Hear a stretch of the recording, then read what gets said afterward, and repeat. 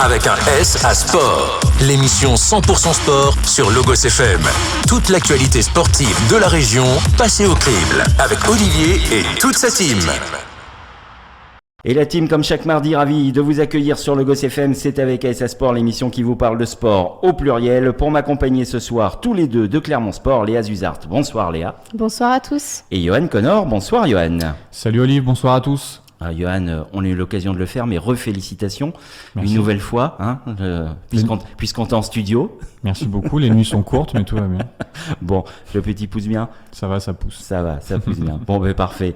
Allez, on va parler de sport aujourd'hui. Pas d'invité. On aura quelqu'un tout à l'heure en troisième partie au téléphone. On aura Guillaume Lallier, le président et le coach du foot fauteuil, qui viendra nous parler d'un match qu'il organise vendredi prochain. Il avait déjà parlé un petit peu quand il était venu dans cette émission, mais on va vous donner dans les deux premières parties les résultats de nos clubs qui avaient encore quelque chose à jouer. Donc on va parler foot avec le Clermont Foot, on va parler de la finale, triste finale des filles 10h face à l'Ogre PSG, on va vous parler de la Jave, on va faire un point sur le quart de finale des filles de l'ASM Romagna, un point également sur le 16e de finale aller du club de Rion, c'est le seul club auvergnat encore en course pour jouer quelque chose en rugby. Et puis, on parlera handball avec les garçons de Cournon et les filles du HBK, mais on terminera bien sûr avec le coup de cœur, coup de gueule et le quiz. Allez, on démarre avec le foot. Clermont Foot qui a obtenu son maintien. Ça y est, c'est fait. On respire. Léa ? Oui, enfin. Puis à un match de la fin, donc c'est cool, ça permet d'aborder le dernier match sereinement. Ils vont pouvoir juste profiter en plus, vu que c'est à domicile, pouvoir célébrer ça avec leur public. Donc non, on attendait ça, c'est fait. Bon, ils ont quand même perdu, mais grâce à malheureusement la défaite de Saint-Etienne, ils sont maintenus grâce à ça. Donc ça fait plaisir. C'est le plus petit budget de Ligue 1, donc bravo à eux quand même d'être là avec quand on voit des clubs historiques qui vont redescendre. On se dit qu'ils ont mérité, je pense, leur maintien. Après, voilà, maintenant, il va falloir préparer la saison prochaine, parce que ça va être bien plus compliqué, vu que l'année prochaine, il y a 4 descentes directes, vu que la Ligue 1 passe à 18 clubs. Donc là, ça va être vraiment une année compliquée pour beaucoup de clubs. Donc j'espère que le mercato va être bon et qu'ils vont vraiment avoir l'envie de pérenniser leur place dans la Ligue 1. Il va y avoir une grosse bagarre l'année prochaine, effectivement, même si en faisant la même saison cette année, le Clermont Foot serait maintenu, même avec 4 descentes. Maintien avec cette 16e place, on rappelle la défaite à Strasbourg 1-0, prochain match face à Lyon pour clôturer en fait cette belle première année en Ligue 1. On respire aussi pour toi, Johan ? Bah ouais, ça fait plaisir parce que c'est vrai que de faire le yo-yo, ça aurait été un peu frustrant, quoi. Surtout que le club attendait ça depuis un moment. C'est vrai par contre que voilà, Léa a bien souligné, l'année prochaine ça va être un autre championnat, une autre paire de manches, puisque 4 descentes directes, ça va être ultra serré. Après voilà, moi j'ai eu la chance là, de les voir récemment contre Montpellier là, à domicile, donc ça a fait un gros match. Par contre c'est vrai qu'au milieu de terrain, si t'enlèves Johan Gatien, c'est le désert, quoi. Et il court partout. Il faudrait le cloner, mais c'est illégal. Et donc il va falloir que, comme dit Léa, le mercato. On sait pas, on n'a jamais essayé. Je crois que je suis pas certain que ce soit autorisé, mais on lui posera la question. Mais en tout cas, c'est sûr que si pendant le mercato ils n'arrivent pas à se renforcer au milieu du terrain, ça va être compliqué l'année prochaine. Enfin, selon moi. Après, ils ont des éclairs de génie. Et là, contre Montpellier, ils arrivent à faire des choses mais exceptionnelles. Et puis après, ils subissent vraiment fortement pendant 15-20 minutes. Ils peuvent prendre des buts, des fois un petit peu qui sortent de nulle part. Voilà. Mais en tout cas, là, l'heure est à la fête, il faut savourer. Mais il faut tout de suite se projeter sur la saison suivante et se renforcer, notamment au milieu de terrain. Bon, on va suivre ça, ce mercato, on va le suivre de très près. Autre résultat foot, c'était les filles 10h qui jouaient leur finale de Coupe de France face à l'Ogre PSG. Et malheureusement, le score parle de lui-même, 8-0, très lourde défaite. Sans surprise, il y avait 6-0 à la mi-temps, il y avait 5-0 au bout de 13 minutes de jeu. C'est allé très très vite, à peu près toutes les 2-3 minutes, le PSG marquait pendant le premier quart d'heure. Il y a pas une marge d'écart, il y a un univers d'écart. Vous avez l'un ou l'autre suivi un petit peu ce match ou de très loin seulement ? Alors moi je l'ai suivi un peu de loin, mais sur la page Facebook du foot féminin de Moulins. Match qui était retransmis en direct sur France Télévisions, sur France 4, donc il y a quand même eu une belle exposition aussi pour cette finale de Coupe de France. C'était bien, alors c'est vrai que je crois qu'il y a même 5-0 au bout de 10 minutes, non? C'est pas quelque chose comme ça? Je crois que c'est à la 13e, 12e ou 13e minute. Ouais, alors c'est sûr que David ne bat pas toujours Goliath, la preuve en est, mais là c'est que l'écart est... Enfin, il n'y a pas à avoir honte ou à rougir. Enfin, l'écart, c'est comme si le Clermont Foot jouait une finale de Ligue des Champions, par exemple, contre le Real Madrid. Enfin, à un moment donné, tu peux pas être étonné qu'il y a un écart comme ça. Le budget n'a rien à voir. C'est des joueuses professionnelles, internationales, etc. avec de l'argent derrière, des infrastructures. Bon, c'était assez logique. Après, voilà, là, il y a un trop gros écart technique, physique qui fait que même avec l'envie, c'était compliqué de rivaliser.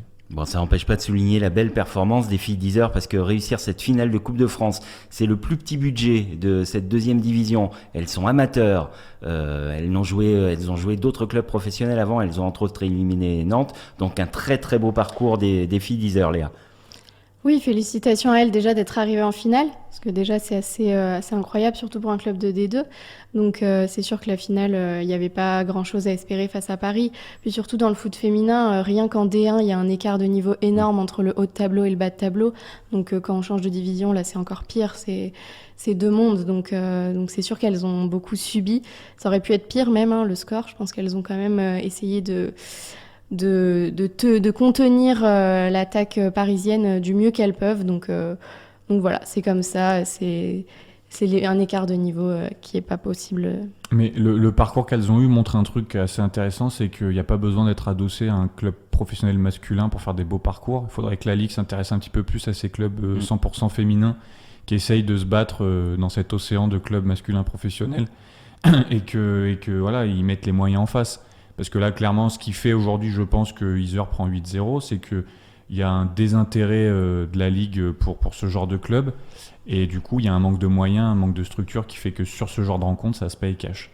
Alors on espère en tout cas que la visibilité et le financement que va apporter cette Coupe de France, parce que même si les dotations arrivent très très tard dans cette Coupe de France féminine, en finale les dotations restent quand même intéressantes. On espère que ce budget qui va arriver, cette bouffée d'air frais financière, va permettre au club de réaliser tous les projets, parce que des projets ils en ont plein, notamment le retour en première division, puisqu'ils y étaient il y a quelques années. Et c'est tout le mal qu'on leur souhaite à toute l'équipe de Renaud Fabre qui travaille dur pour que ce club se pérennise et se développe.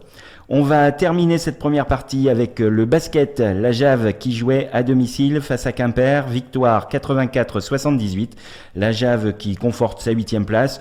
Maintenant les playoffs c'est quasiment dans la poche, donc on vise quoi? Est-ce qu'on peut viser, rêver au maintien? Non, à la montée. Oui, il faut carrément rêver de ça et il faut y aller. Ils ont carrément les capacités pour atteindre cet objectif. Pas juste jouer les playoffs, mais vraiment pouvoir prétendre à la montée. C'est une équipe qui est bien en place, qui a bénéficié de cette fin de Covid avec le retour du public dans les arènes, dans les stades. Et aujourd'hui, ils ont la capacité justement à aller chercher ce dont ils rêvent. De toute façon, un joueur de basket professionnel qui se respecte, il va pas en play-off juste pour dire je suis en play-off. Les mecs vont pas sur le parquet pour perdre. Donc c'est clair que l'objectif c'est de faire le meilleur parcours possible. Et puis il faut souligner que Guillaume Vizade avec la Jave vient de dépasser sa 100e victoire. Donc du coup belle perf et chapeau à lui. Mais en tout cas ouais, ils ont carrément les capacités pour y aller. Léa.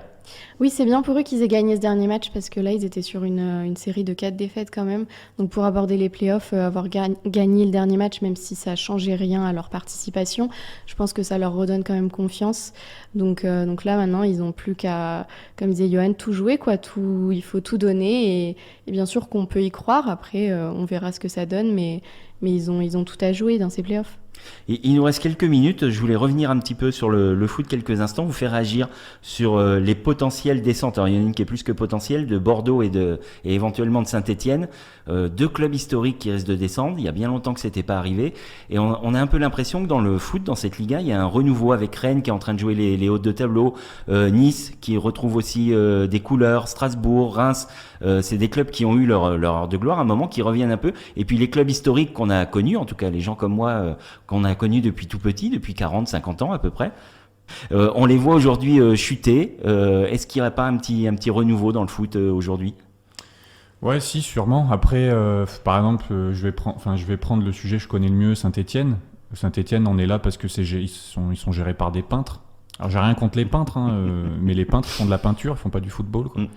Et déjà, un club avec 2 coprésidents, enfin voilà, puis financièrement, et puis il y a pas de secret, quelqu'un de très célèbre dans le sport à Clermont-Ferrand qui avait dit une fois, on prend pas un club sur les émotions, on prend un club sur les chiffres. Si personne veut récupérer l'AS Saint-Etienne, c'est qu'à mon avis le bilan est pas très bon. D'ailleurs, des petits cadavres dans le placard.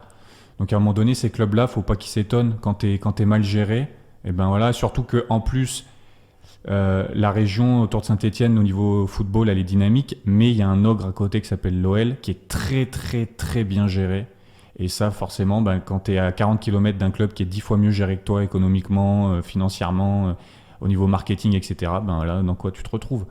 Et puis, il y a eu des problèmes d'entraîneurs, mauvais mercato. Puis voilà, puis quand tu n'as plus d'argent, tu peux pas faire venir de bons joueurs ou de grands joueurs. Et voilà ce qui arrive. Après, Metz, je connais un petit peu moins. Bordeaux, Metz, c'est pas encore tout à fait joué puisqu'ils vont sûrement être barragistes. Ouais. Bordeaux, ça fait quand même quelques temps qu'ils sont pas bien.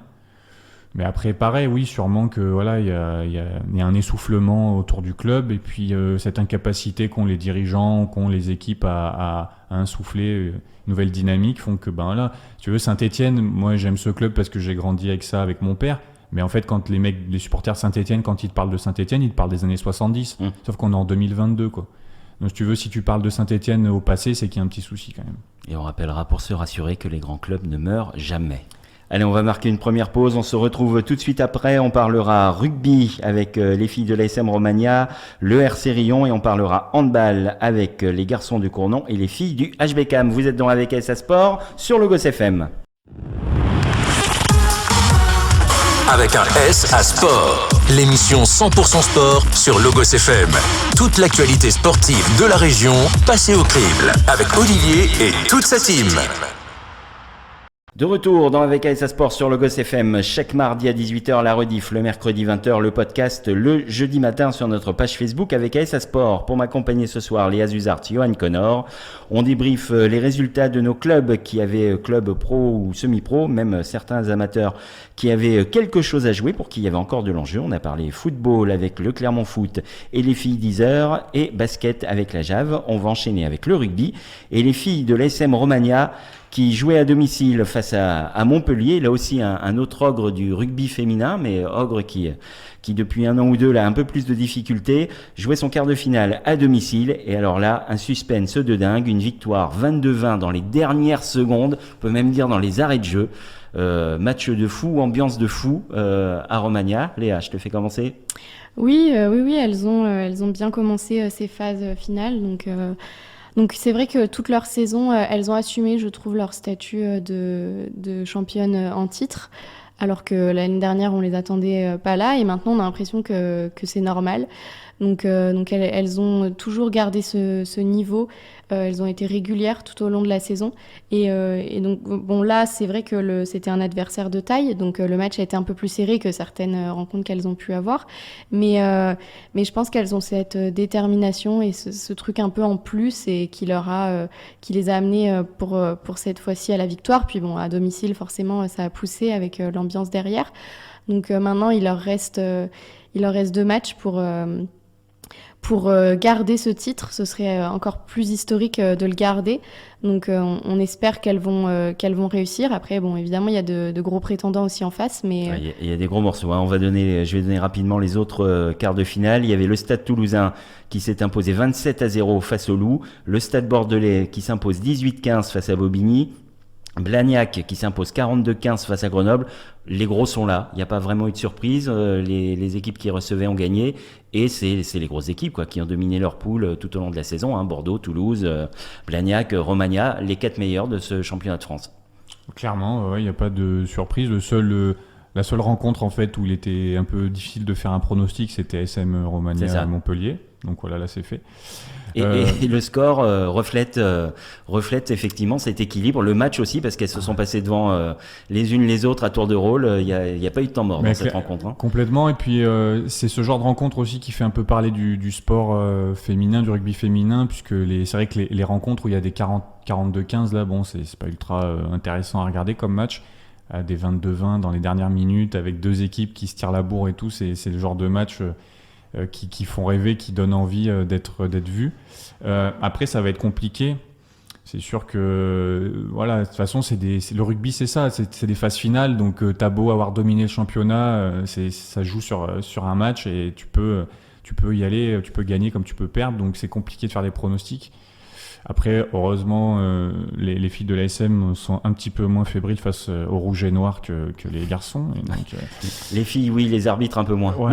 Si on se rappelle du match de poule. Les arbitres un peu moins, mais non, c'est clair que super match, super victoire, ça fait plaisir. Ouais. Alors on va être honnête avec nos auditeurs. Au moment où on enregistre, on ne connaît pas encore l'adversaire de l'ASM Romagna, donc on ne vous dira pas contre qui elle joue. On espère en tout cas que ça sera un match joie. Quoi qu'il arrive, maintenant il va y avoir 2 gros matchs pour aller au bout et pour aller chercher ce beau doublé. Et en tout cas, elles font honneur à leur titre de championne de France, parce que si l'an dernier on disait elles sont arrivées là pas par hasard, parce qu'on n'arrive jamais à un titre de champion de France par hasard, mais personne ne les attendait. Quoi. Voilà, c'était le gros outsider. Là, sans faire forcément figure de favori, ils font honneur à leur titre, et ça, un grand bravo à elles, parce qu'effectivement, hier, elles n'ont rien lâché. Jusque dans les dernières minutes, c'était vraiment les 10 dernières minutes, c'est 10 dernières minutes de folie. Hein. C'est dommage qu'on n'ait pas pu voir ça sur un grand média aussi. Là, c'est le club qui a diffusé par ses propres moyens sur ses réseaux sociaux. C'est dommage qu'on puisse pas voir ces matchs à l'antenne pour que ça soit accessible à tout le monde. Autre club de rugby qui s'est distingué ce week-end, je vais me tourner vers toi, Johan, c'est le RC Rion, qui continue sur sa belle lancée après les phases qualificatives où ils ont terminé premiers de leur poule. Ils sont désormais en 16e de finale. C'était le match aller. Ils se sont imposés à Maisons-Laffitte, une entente Maisons-Laffitte-Saint-Germain-Poissy, donc en région parisienne, 15-9 à Paris. Il reste plus qu'un match à 80 minutes de la montée en Fédéral 2. C'est fait. Écoute, non, c'est jamais fait, justement. C'est un peu le problème du sport, c'est qu'il faudra voir après ces 80 minutes. Là, il y a 2 choses à souligner. Déjà, c'est qu'aller s'imposer en terre parisienne, c'est pas facile, puisque le niveau en région parisienne est dense du fait de la densité de population. Il y a toujours un petit écart sur un niveau similaire, en fait. Donc 15-9 sous une chaleur écrasante. C'est une très belle performance, surtout qu'en plus ça devait être un contexte un petit peu difficile puisque t'as pas ton public, t'es loin, etc. Donc oui, le RC Rion, ça fait un petit moment qu'ils ont franchi un cap. En fait, avant on les sentait des fois un peu fébriles en Fédéral 3, etc. Là on sent clairement qu'ils ont le niveau pour aller au-dessus. Ça fait déjà quelques saisons qu'ils le montrent, qu'ils en sont pas très loin. Là clairement s'ils font ce qu'il faut, ouais, ils peuvent prétendre à la fête 2. Mais voilà, il faut assurer, hein, c'est-à-dire qu'il ne faut pas se voir trop beau et il va falloir assurer les 80 minutes qui restent. Une fois qu'on va avoir passé ce 16e, Léa, on peut espérer plus le titre, on va dire le mot. C'est peut-être pas ce qu'ils visent encore. Ah bah ça je sais pas, on peut l'espérer, hein, on peut toujours espérer dans tous les cas, mais est-ce que ça va aller jusque-là, je sais pas. Après, comme dit Johan, tant que c'est pas fait, parce qu'il faut pas se porter la poisse. Donc il leur reste ce match et ensuite on verra. Puis le rugby, c'est tellement un sport de combat en fait, que tu vois, il suffit de plein de choses. T'es pris physiquement, t'as un blessé, un de tes joueurs cadres qui se blesse rapidement. Donc bon, après on a envie de revivre un peu avec Rion l'épopée d'histoire. Donc on y pense quoi, et ça serait top surtout pour le rugby auvergnat. Et puis ça va nous promettre des beaux derbies entre Vichy, Cournon, Rion. Là, ça promet des beaux matchs. C'est vrai que pour revenir sur la victoire contre l'entente, la Maison-Laffitte, tu dis Saint-Germain. Saint-Germain et Poissy. C'est ça. Je sais qu'il y avait un supporter de renom qui était là, puisqu'il y avait Romain Briat, 3e ligne du Stade Français, qui est originaire de Châtel-Guyon, enfin à côté à Douady, qui est venu supporter ses anciens copains du RC Rion. Et donc je suis sûr que ça a fait la différence. Ah bah forcément. Voilà, c'est sûr, parce que quand un mec d'un mètre 95 et de 115 kilos applaudit, tout de suite les ça autres se voit. taisent. Voilà. Donc voilà. Allez, on va passer à un autre ballon, le ballon de hand. On va débriefer ce dernier match à domicile du HCCA, les garçons de Cournon, qui se sont brillamment imposés face à Annecy. Je recherche le score en même temps que je vous parle. 41-30, large victoire devant un public chaud, une salle chaude, pas que par l'ambiance. Il faisait très très chaud samedi à Cournon, où j'ai eu le plaisir d'aller voir ce match pour la première fois. J'ai pu aller voir les garçons de Cournon. Très beau match, beau public, belle organisation, beau club. Là, un club qui se structure, qui se développe et à prendre en modèle. Johan? Clairement. C'est un club qui n'arrête plus de surprendre, on va dire, dans le bon sens du terme. Bon, déjà, on l'a dit, on l'a répété, et moi j'ai toujours le même discours sur eux, mais voilà, ils ont une structure professionnelle. Ils sont ultra bien organisés. Ils ont un objectif clair et puis tout est carré derrière, donc ça se ressent. Ils ont fait des bons recrutements aussi. Et aujourd'hui, voilà. Bon, ils ont eu une saison qui a été un petit peu plus compliquée que ce à quoi on aurait pu s'attendre. Ils ont 5 défaites, je crois, à un but d'écart. Donc voilà, ça peut être un peu frustrant pour eux.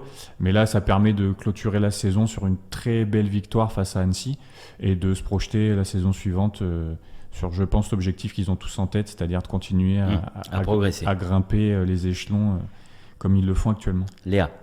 Oui, très belle victoire pour la dernière à domicile. C'est vrai que tout au long de la saison, ils ont su avoir un public vraiment derrière eux. Donc je pense qu'ils avaient vraiment à cœur pour cette dernière de leur offrir une victoire.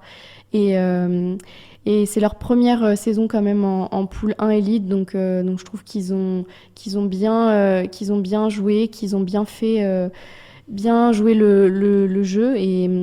Et maintenant, l'objectif, effectivement, ça va être de jouer plutôt le haut de classement, parce que là, c'était quand même plutôt le maintien, et de continuer à évoluer, parce que c'est ce que ce club a pour ambition.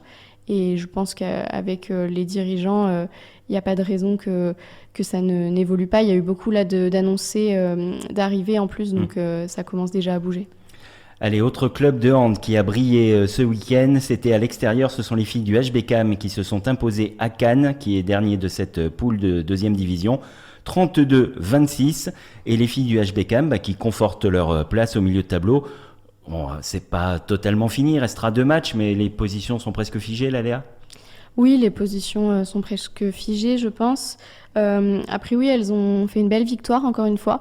C'est vrai que maintenant, elles n'ont plus grand-chose à jouer en soi, parce qu'elles sont maintenues, mais elles continuent à vraiment tout donner. Elles ont vraiment à cœur jusqu'au bout de se classer le mieux possible. Bon, après, là, ça bougera sûrement pas, mais en tout cas... toujours être dans cet objectif d'enchaîner les victoires, et là on l'a vu encore une fois, donc c'est bien pour elles, et en tout cas c'est une très belle saison, je pense, qu'elles ont faite. Alors, prochain match, ce sera justement au gymnase Boissé de Cournon qu'elles recevront le club d'Aulnois qui est 3e actuellement, et ensuite elles termineront à Bègles, toujours compliqué d'aller jouer Bègles. Une petite victoire face à Aulnois, ça conforterait justement cette 7e place. Ouais, il faut pas qu'elles lâchent, et il faut qu'elles essayent d'aller chercher des points en plus. Je tiens quand même à souligner qu'on n'est pas les meilleurs du monde en pronostic, mais ça on l'avait annoncé. On avait dit que le HBCAM serait en milieu de tableau. Oui. Donc ça mérite quand même d'être souligné. Tout comme on avait dit que le Clermont Foot se retourne de la 15e place. Et ils sont 16e, non, c'est pas ça ? Ils sont 16e. Ouais. En fait, on est peut-être meilleur que ce qu'on croit. Ouais. Mais pour en parler du hand, ça montre bien un truc, ces 2 clubs-là, c'est que quand les clubs qui ont l'ambition d'être des clubs professionnels se structurent comme tels et ont une gestion financière autre qu'associative, c'est-à-dire de dépenser l'argent qu'on a et de faire attention aux entrées, aux sorties. On a des clubs qui sont solides à l'arrivée, et ça c'est important d'être souligné, quoi. Il faut que les dirigeants du monde du sport qui ont des ambitions semi-professionnelles, professionnelles, s'inspirent de clubs comme ça et mettent à plat une gestion financière drastique, rigoureuse. Et on voit aujourd'hui qu'après, le sport, ça fonctionne avec de l'argent. Ça a été organisé comme il faut. C'est des clubs structurés qui ont recruté les bonnes personnes au poste clé. Et aujourd'hui, ils arrivent à se maintenir à des niveaux plus que respectables pour des clubs on va dire de rayon départemental, hein, puisque Cournon, après Clermont dans le hand, mais ce que je veux dire par là, c'est que personne n'aurait pu dire il y a 5 ou 10 ans que ces clubs-là seraient à ce niveau-là, quoi. Ça, c'est sûr. Allez, on va marquer une nouvelle pause.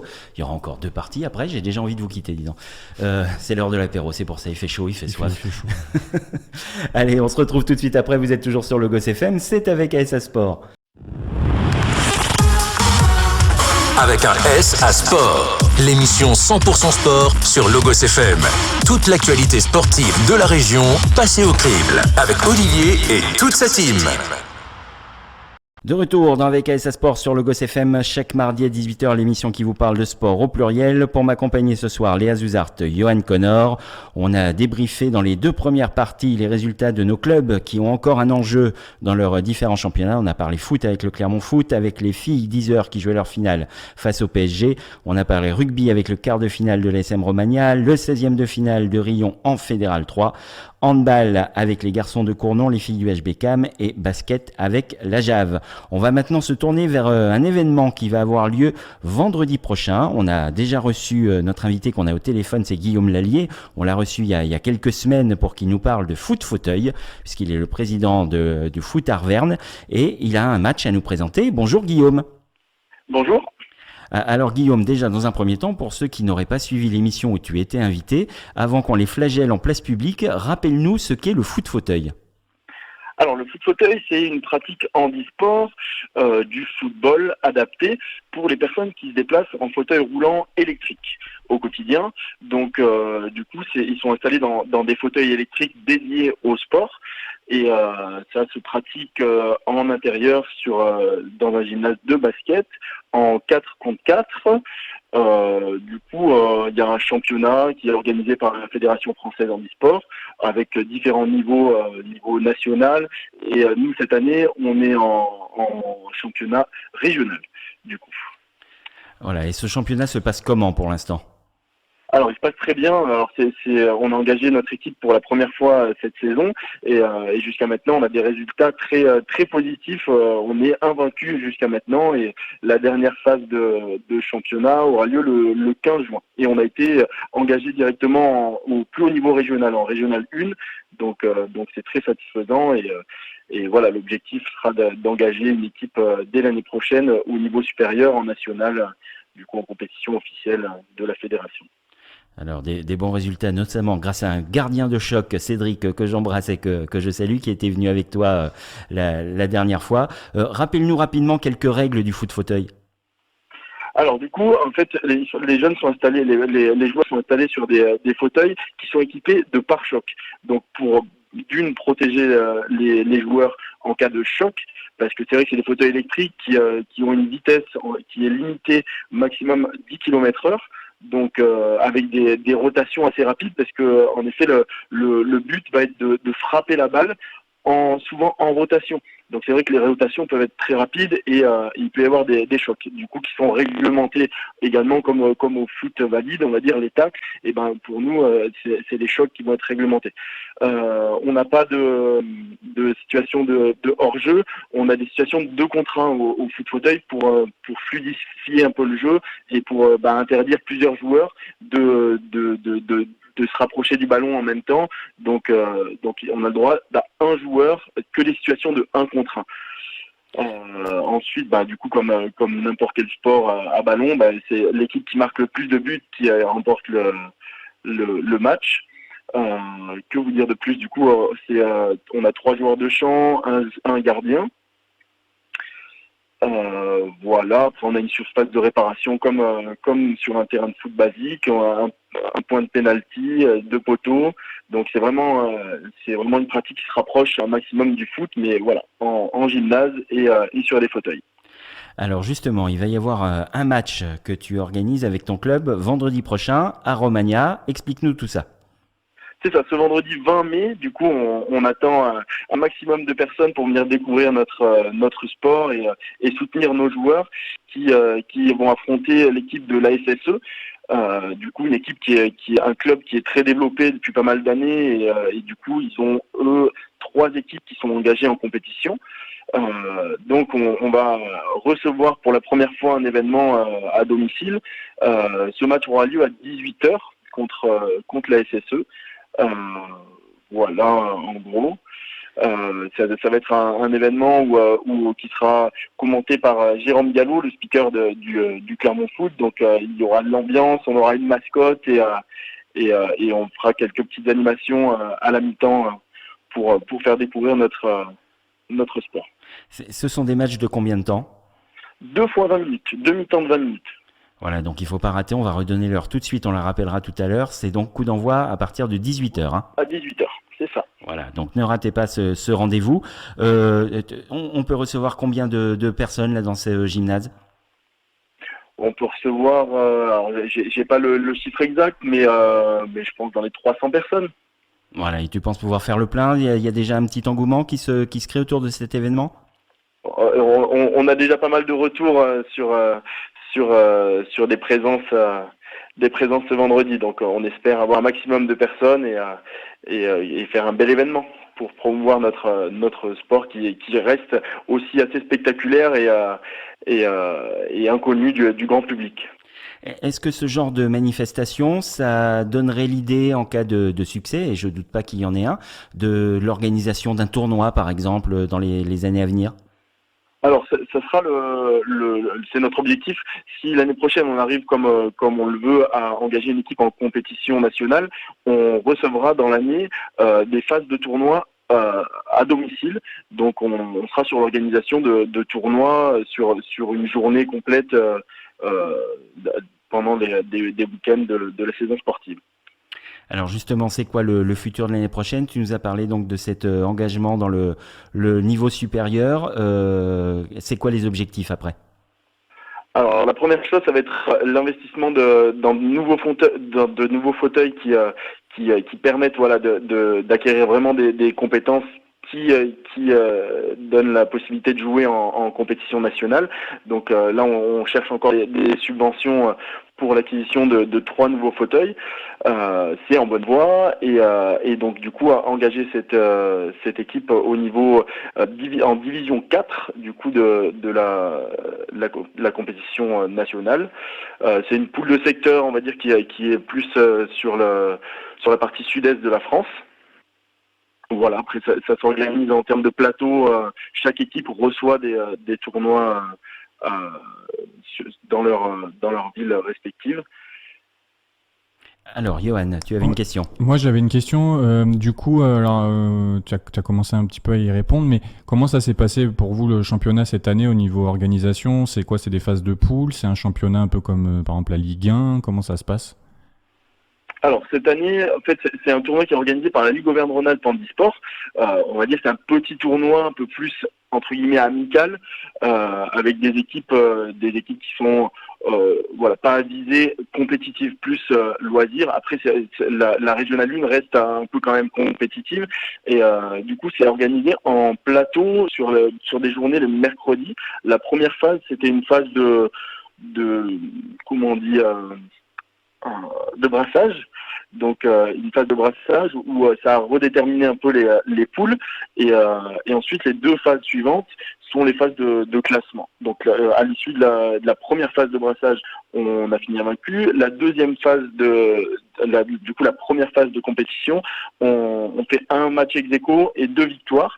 Et là, on attend la prochaine phase qui aura lieu le 15 juin à Saint-Étienne. Et on espère réussir à passer devant et monter sur la plus haute marche du podium pour arriver dans les meilleures conditions l'année prochaine en division 4 en compétition officielle. Eh ben, on vous le souhaite en tout cas, Guillaume, à toi et à toute l'équipe. Tu nous redonnes les dates, les horaires, le lieu de cet événement. Vous pouvez nous suivre sur les réseaux sociaux, donc sur notre page Arverne Foot Fauteuil, retrouver toutes les informations sur notre page, mais du coup ça a lieu à Romagna, au gymnase multisport Avenue des Pérouses, ce vendredi 20 mai qui arrive, à 18h, coup d'envoi dans le gymnase. Voilà, on vous attend nombreux et on espère que cet événement saura toucher un maximum de personnes pour découvrir notre pratique. Et puis redonne-nous les réseaux sociaux, parce que ça a coupé un petit peu au moment où tu l'as dit. Alors, c'est Arverne Foot Fauteuil. Voilà, Arverne Foot Fauteuil, n'hésitez pas à aller vous abonner à leur page pour suivre toute l'actualité du club. Et on compte sur vous toutes et sur vous tous, nombreux et nombreux, vendredi à partir de 18h. Venez un petit peu avant, parce que 18h c'est le coup d'envoi. Donc venez profiter un petit peu de toute l'ambiance que mettra Jérôme, le speaker du Clermont Foot, pour cet avant-match et pendant toute la rencontre. Et ben, on te souhaite une belle réussite à toi et à ton équipe, Guillaume. Merci beaucoup à vous. Allez, merci à toi.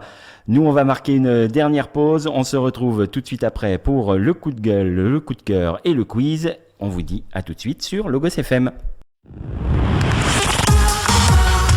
Avec un S à sport. L'émission 100% sport sur Logos FM. Toute l'actualité sportive de la région passée au crible. Avec Olivier et toute sa team. Quatrième et dernière partie de votre rendez-vous sportif hebdomadaire sur Logos FM, chaque mardi à 18h. Pour m'accompagner ce soir, Léa Zuzart, Johan Connor. C'est l'heure maintenant du coup de cœur, coup de gueule et du quiz.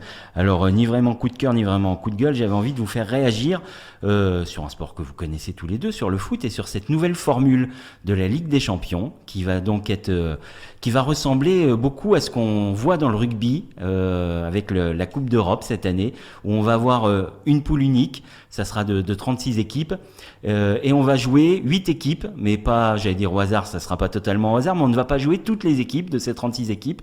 Donc en fait, ça reprend un peu la formule de la Champions Cup de cette année en rugby. Donc est-ce que ça vous paraît quelque chose de cohérent plutôt que d'avoir 10 poules où tout le monde se joue Alors voilà, on voit bien l'intérêt, c'est que ça va faire un peu plus de matchs et un peu plus de diffusion, donc beaucoup plus d'argent. Mais est-ce que ça vous paraît sportif ou anti-sportif ? C'est un peu délicat ouais, je dirais que c'est non. Enfin, moi, ça me choque pas plus que ça. Après, ça ressemble un peu quand même à la Super League qu'ils voulaient mettre en place. Ça ressemble beaucoup. Voilà. Donc, au final, ils ont réussi à faire ce qu'ils avaient envie de faire. Exactement. Après, à voir, parce que la difficulté, c'est est-ce que les clubs, on va dire les plus petits clubs sur le plan européen vont réussir à exister dans ce nouveau format. C'est plus compliqué à prophétiser, on va dire, entre guillemets. Après, à voir ce que ça donnera au rugby, est-ce qu'on peut dire que c'est une mauvaise chose ? Je suis pas sûr. Après, de toute façon, voilà, faut que les gens arrêtent de faire les offusqués. Le foot, plus que tous les autres sports, c'est du business, c'est le pognon qui compte par-dessus tout. Donc, une solution où on peut s'en mettre plein les fouilles sera toujours la bonne. Donc, du coup, voilà, faut pas que les gens perdent leur salive à houspiller. Voilà, là, c'est le business qui gère le football.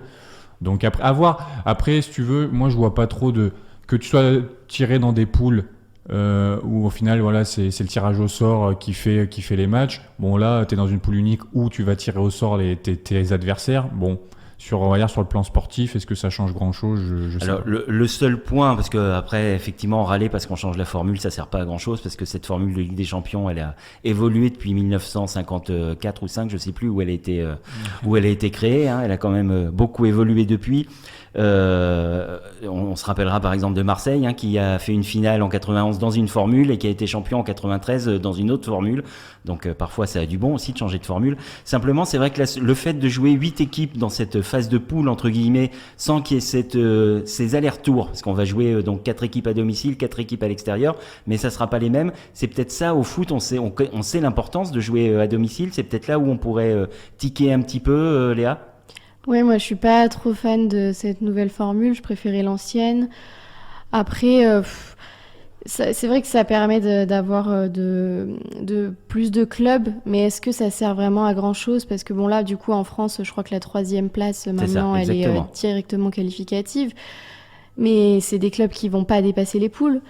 Donc, est-ce que ça sert vraiment à grand-chose de tout le monde, de mettre tout le monde en Ligue des Champions ? C'est censé être au final une compétition élitiste, quoi, avec vraiment que les meilleurs. Et là, on en rajoute à chaque fois de plus en plus. Alors, ça fait peut-être plaisir au club de se dire on joue en Ligue des Champions, mais plus il y a d'équipes, moins c'est valorisant, on va dire. Donc voilà, moi je suis pas très fan de ça. Après voilà, je sais bien que le concept, c'est qu'il y ait de plus en plus de matchs. Ils ont encore rajouté une nouvelle Coupe d'Europe, justement, où Marseille y allait jusqu'en demi. Donc voilà, c'est toujours de plus en plus. Mais qu'on n'est toujours pas capable de gagner. C'est-à-dire qu'on abaisse le niveau, mais on n'est toujours pas capable de les gagner, ces Coupes d'Europe. Non, mais maintenant il y en a de plus en plus. Et finalement, tous les clubs vont avoir une Coupe d'Europe qui sera à leur niveau. Mais logiquement, être en Coupe d'Europe, c'est parce qu'on fait vraiment partie des meilleurs de son pays. Et je trouve que là, il y a trop, ça part trop dans n'importe quoi. Après, ce qu'ils peuvent faire, c'est un championnat européen unique. Comme ça, ils arrêteront de nous les briser. Sûr. Mais ça serait une bonne chose. Et puis, je pense qu'à terme, c'est peut-être des idées qu'ils ont aussi. Mais on verra si c'est réussi ou pas en fonction des scores, en fait. Oui. Parce que tu as des clubs qui, comme l'a dit Léa, vont se retrouver un peu propulsés là, un peu par chance. Parce que là, du coup, la nouvelle le nouveau mode de fonctionnement vient d'être adopté. Du coup, le 3e en France, il est qualifié d'office. Donc c'est purement et clairement de la chance. Donc on verra. Si les clubs français ils prennent à part le PSG, ils prennent des grandes pilules contre des clubs anglais ou des clubs allemands ou espagnols, enfin bref, ou même italiens, parce que de toute façon la Ligue 1 c'est le seul championnat qui est en dessous des autres, donc voilà, on verra ce que ça donnera. Après, si ça crée des rencontres ultra serrées, un petit peu comme ce qui existe aujourd'hui, qu'il y a de l'engouement derrière et que les clubs, et ça te permet de tirer le niveau vers le haut, pourquoi pas, mais j'en doute. Parce que bon, on sait très bien, on voit difficilement quand même un club français, à part le PSG encore, et ils n'y arrivent pas tous les ans à aller taper des Real, des Bayern, des Manchester City. Bon. Donc à voir de ce côté-là. Très bien, et on va laisser quand même la chance au produit, puis on verra bien ce que ça donne. Allez, on va terminer avec notre traditionnel quiz. Je vous rappelle le principe, 5 questions, une question olympique ou paralympique, une question record, une question d'actualité sportive locale, une question avec un S à sport. La réponse a été donnée pendant l'émission. Et le décompte final, on parlera basket aujourd'hui. Je vous ai trouvé un petit quiz, ça devient compliqué en fin de saison de trouver des thèmes qu'on n'a pas encore abordés. Et le B-ours, tu vois. On peut, ouais. Je suis pas convaincu que vous soyez au top, et moi non plus d'ailleurs. Ça, c'est un vrai sport de bourrin. Pour le coup, c'est un vrai sport de mec, pour pas faire misogyne, mais... Ah si, quand même, là on peut. Ouais. Allez, question olympique aujourd'hui. Paris 2024, c'est bientôt, ça approche. Ça sera quelle édition des Jeux Olympiques? C'est les numéros combien? Ah, je crois qu'on l'avait déjà dit, ça. Allez-y, vous pouvez balancer les réponses. Les Jeux Olympiques, mais tu pars depuis les Jeux... Non, depuis l'ère moderne. Ok. 40... Ah non, peut-être pas quand même. Et tu peux y aller aussi. 32 32, pas loin. 30 non, un peu plus. 34 Un peu moins. 33.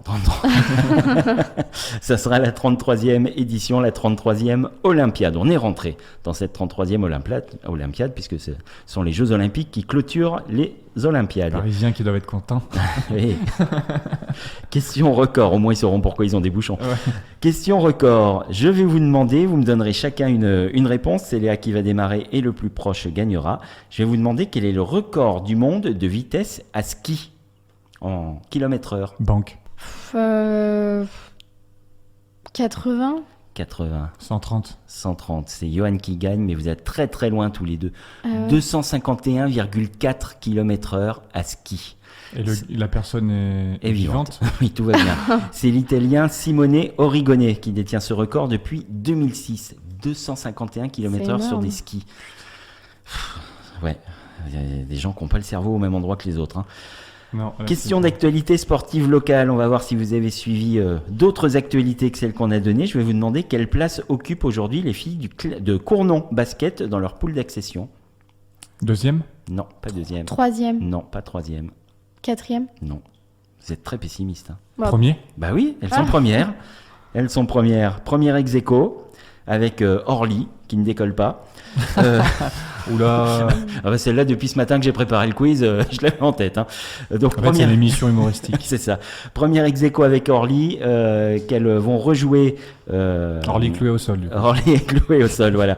Qu'elles vont rejouer. Non, qu'elles ont joué ce week-end et elles se déplaceront au Stade Français pour conforter et essayer de confirmer cette première place. Ça va se jouer donc entre Orly et Cournon. C'est très très serré dans cette poule d'accession où il y a 4 équipes. Les 2 premières sont à 8 points, les 2 suivantes à 7 points.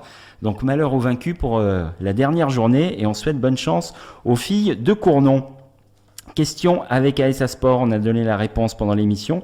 Qui était l'adversaire ce week-end des garçons de Cournon au hand? Annecy. Hop, ça dégaine vite chez Johan. Depuis qu'il est papa, t'as vu, ça y va plein pot. Là, il dort plus la nuit, donc du coup, il est au taquet là. Il a le temps de lire toute l'actu. Il est au top. Allez, on va parler basket, donc comme je vous ai dit dans ce décompte final, depuis la création des championnats du monde de basket chez les hommes et chez les femmes, il n'y a que 9 nations qui ont eu le titre mondial, hommes et femmes confondus. Je vais vous demander de me retrouver ces 9 nations. On commence avec toi Léa. Les États-Unis. Les États-Unis, bien sûr. Ça va, c'était pas trop. Je rappelle qu'il y a des. C'était pas trop téméraire. Non, ça va. Celui-là, c'était pas compliqué. Au moins, c'est fait. C'est fait. Il fallait le faire, de toute façon. Les Américains sont forts au basket. Ouais. savais pas. Si, ils sont pas trop mal. Bon, ça tâtonne un peu, hein. C'est pas Ouais, non plus. c'est curieux, ça. Faut pas. Dans ce classement, il y a des pays qui n'existent plus. Je voulais pas préciser, je les ai pas rassemblés avec les nouvelles nations. Moi, je dirais quand même l'Espagne. L'Espagne, oui, fait partie de ce classement. Ça fait 5-1. Léa. Alors, pays qui n'existent plus, on peut dire URSS. On peut dire l'URSS, oui. Bah, Yougoslavie. Yougoslavie, oui. 6-2. Léa. La Serbie. La Serbie, oui. 6-3. L'Argentine. L'Argentine, oui. Chez les garçons uniquement, l'Argentine. Pour l'instant, tous les autres, c'est à la fois chez les garçons et chez les filles. Il en reste combien là? Il en reste 1, 2, 3. La France. Non, il n'y a pas la France. Est-ce qu'il y a le Brésil? Il y a le Brésil, oui. Allez, pour la gloire, Léa. L'Angleterre. Non, il n'y a pas l'Angleterre. Est-ce qu'il y a la Russie? Il y a la Russie, oui. C'était le coup de grâce. Ah, après j'en ai peut-être Allez, le dernier. il reste un pays qui n'a gagné que chez les filles. Léa. Est-ce que c'est un pays où il fait chaud? Il peut y faire chaud.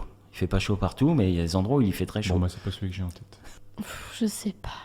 L'Australie. L'Australie, Ah, exactement. J'allais donner un indice en disant que les bords de mer étaient plus frais que l'intérieur pour aider. L'intérieur, c'est pas conseillé hein, pour Non, les gens qui veulent mourir. Voilà, si vous avez soif, c'est pas là qu'il faut aller. Très bien, large victoire de Johan dans ce retour, pour son retour. Est-ce que c'est étonnant? Non, pas cette année en tout cas. J'ai perdu qu'une seule fois contre deux personnes. Quasi invincible cette année. Allez, un grand bravo à vous deux. Merci à vous toutes et à vous tous de nous avoir suivis. Je vous rappelle, la rediff, c'est mercredi 20h, le podcast sur la page avec ASA Sport, la page Facebook avec ASA Sport à partir du jeudi matin. Nous, on se retrouve pour la semaine prochaine pour une nouvelle émission. D'ici là, je vous souhaite une belle semaine sportive.